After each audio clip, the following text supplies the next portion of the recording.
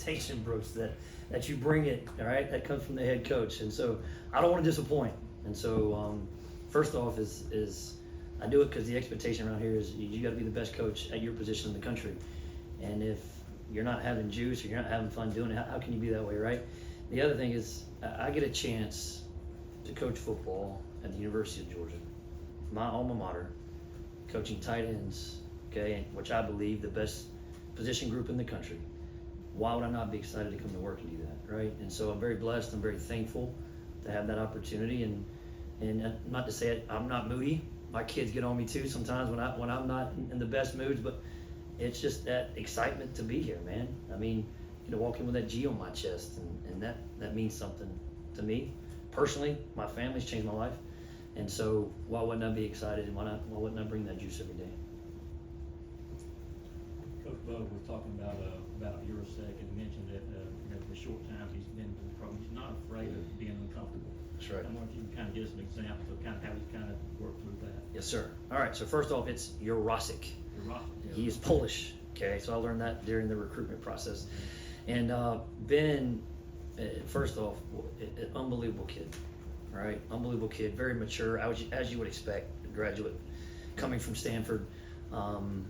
He has a presence about him that's this just calm, poised, in control. Nothing really, makes him get upset. Really, not that he's perfect, but he understands. He's mature. He's able. If a bad play happens, he's able to put it behind him and move on. And a lot of times, younger players can't do that. So he does have that maturity and that senior leadership that our room might have been lacking because we have a lot of younger players in that room. But he's fit. He's fit right in. Dash.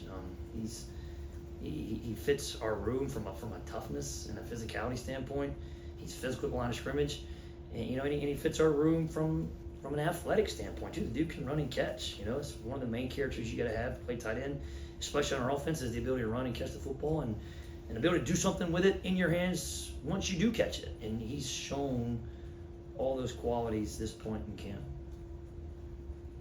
When we talked to Coach Smart last week, when he was talking about Oscar, he said just how durable he is, how dependable he is. He said he didn't feel it, right? He felt like he never missed a practice. Just what have you seen from him as he's gotten ready for his junior year and what he's bringing to that position? Yeah, it's a great question. I'll say this, the biggest growth I've seen from Oscar is just from a maturity standpoint, right?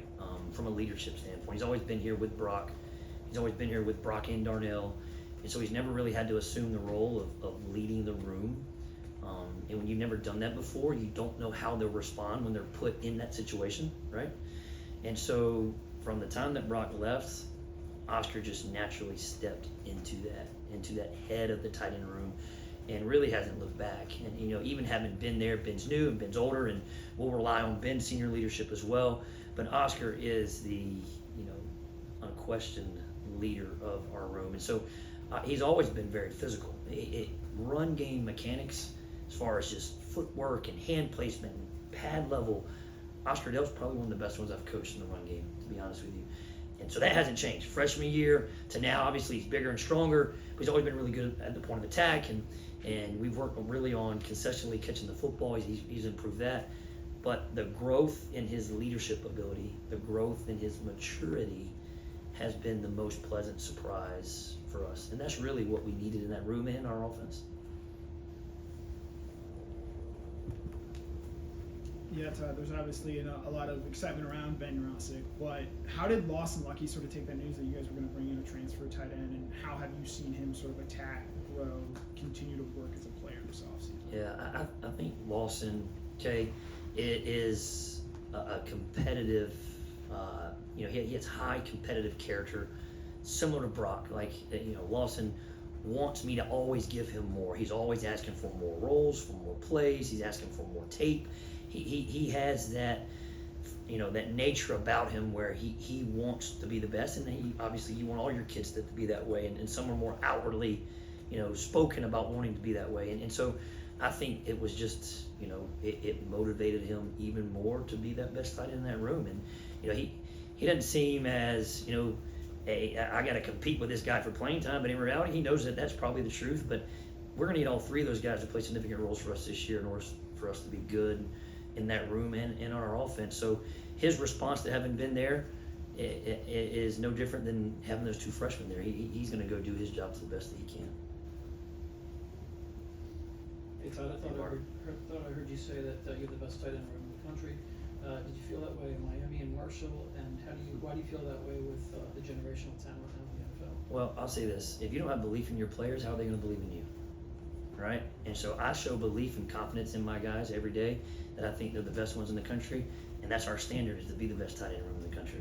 So if I'm not believing in them, how can they believe in themselves? Right? And so I do feel like our room is we have some guys in there that are talented. Okay. What have they done yet? I don't know. Okay. But I do believe they're going to get there. Okay. And so if I'm not believing them as a coach, then I'm not doing my job, number one. Okay. So I've had the opportunity to coach some really good players. I've been very, very blessed to do that. My time at Marshall with Gator Hoskins and Frohnapple and Yurosek, and my time at Miami, obviously, with Njoku and Herndon and Brevin Jordan, Will Mallory, and then my time at Georgia, even starting with Charlie Warner, okay, and Fitzpatrick and Trey McKitty and Darnell Washington and Brock Bauer. So yeah, there's been a long line of some good tight ends that I've had the opportunity just to coach them. I'm very thankful that I've had that chance. This is kind of along those lines, but the first day of practice, I was walking by and noticed your group. You're right there on the sideline. But I did a double take, what group is that? Because there were so many players. Yeah. I mean, you got a pretty good representation of walk-ons as well, and Yes, sir. they all look like pretty big dudes. Can you just talk about how you handle that? And what are your numbers out there, including walk-ons and stuff that you're working with every day? Yeah, it's first off, let me say and this is a big deal in college football nowadays, like the walk-on, right? What's going to happen to the walk-on? We can't do it. We can't operate, how we practice without these walk-ons. They serve such a pivotal role in the way we do things at Georgia from a practice standpoint, from a walkthrough standpoint. And so we're very thankful that they are here. And an old coach told me, John Fabrics used to say, everybody has a role, right? And embrace your role. And one role might be a little bit more valuable than the other, but we all go to the same place in the end. Right, from the top to the bottom, from the starting quarterback to the bottom walk-on, we're all going to the same place in the end. So everybody has to embrace their role. And I've always taught, Joe T back in the day said, hey, don't treat that guy any different. He might be the governor of this state one day, right? And so I've always remember that. Yeah. And so I don't treat those walk-ons any different than I treat my starters or my scholarship kids. And I think those guys appreciate that. They get a high five and a chest bump when they make a play, and they get a foot up their butt when they don't, just like the starters do. So I'm very thankful for the guys that I have in that room and the guys that we have on our team that help us out. Specifically at tight end, we have 11 total in that room, okay? As far as numbers, we have 5 scholarship and 6 walk-ons, and in camp I have 4 walk-ons in camp, so that gives me 9 total here right now. So and that's usually about normal for tight ends, Chip. It's about anywhere between 9 to 11. Thank you. Mm-hmm.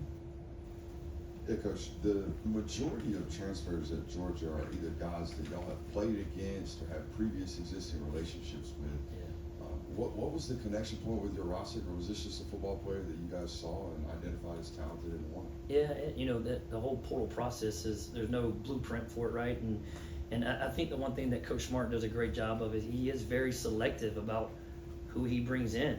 Sometimes it might look like we're not as active in the portal as other people, but I think there's a reason for that, right? Like there's a culture and a standard here, and he is very selective about who he brings in, because locker room dynamics are important. And so you have to fit certain criteria, not just how many catches did he have, how many yards did he have, not just that, the person's got to check out too, right? And so to your point, it's usually people that he knows that we're very familiar with, and Ben really didn't fit that, other than Ben was older, right? And if you look at our room, if we needed anything, we probably needed a little bit of experience in that room as a kid that's played a lot at major level college football, and he was very productive, a couple injuries here and there, but very productive. And you just know that coming from Stanford, he's going to be able to handle the high academic load that Georgia was going to give him. He's going to be able to handle an NFL type pro style offense. That's what they did there. So those things were already a given. and then you turn the tape on, and he does run well, and he does catch, and he kind of hits the physical attributes that you look for too. So even though we didn't have as much familiar with, he didn't play in our league, we didn't know that much about him. We knew those other things, and they kind of checked the boxes for us.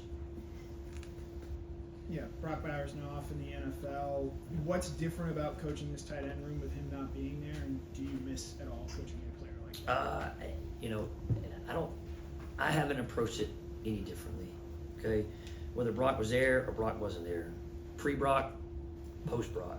Okay, you approach it the same way. Okay, it's my job to make sure my unit, okay, plays, practices, okay, prepare to the best of their ability.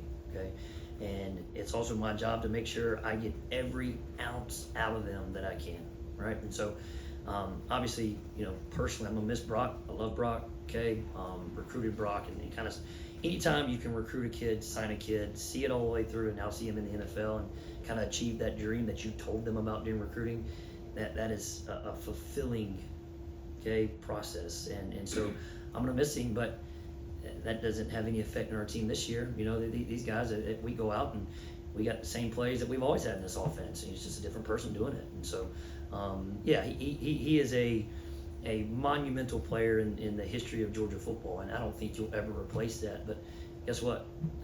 Oscar Delp, I'm gonna coach Oscar Delp just like I coach Brock Bowers and Lawson Lucky and Ben Yurosek and those two freshmen as well. Like, I'm not gonna coach them any differently.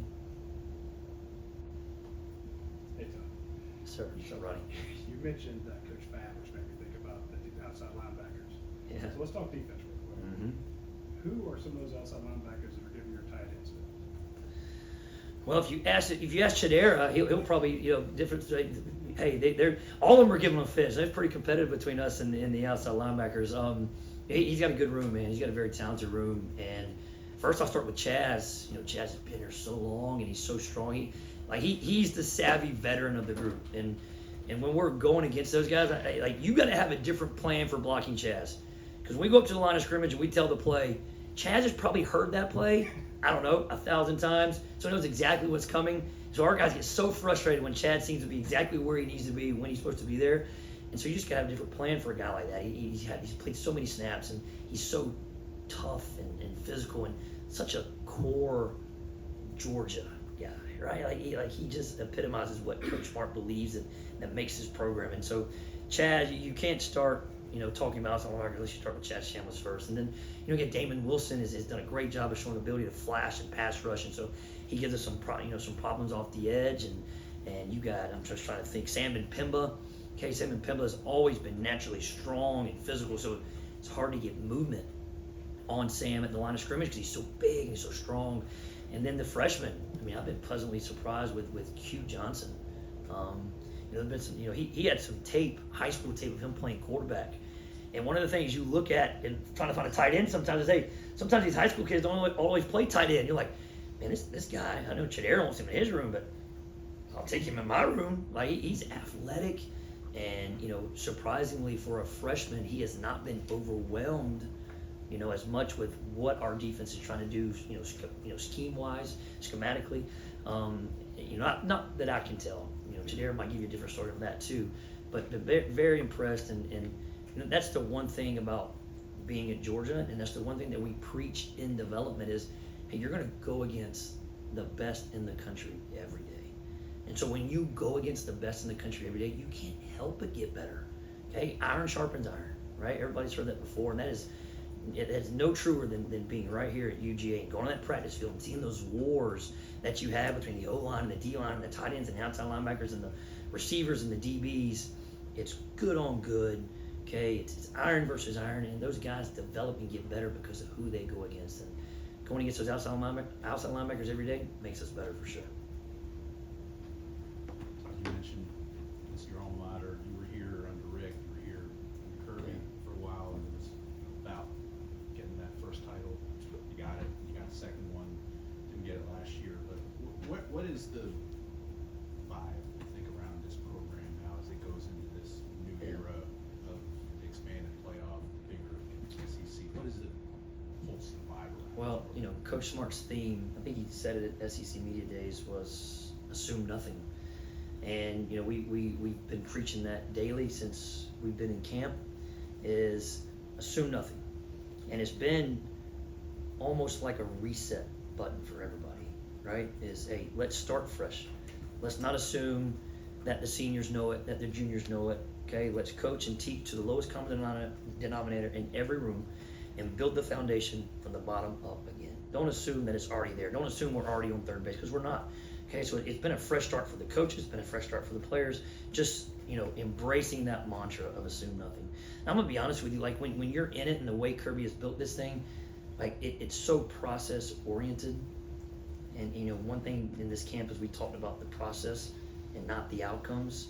And when you're not thinking about the outcomes and you're focusing on the process, like you don't even think about the playoff. Like you don't have time to think about 12 teams. You don't have time to think about SEC and away schedule and whatever it is we have. You're thinking about today. Like, yeah, I'm thinking about what I have to do at 1 o'clock.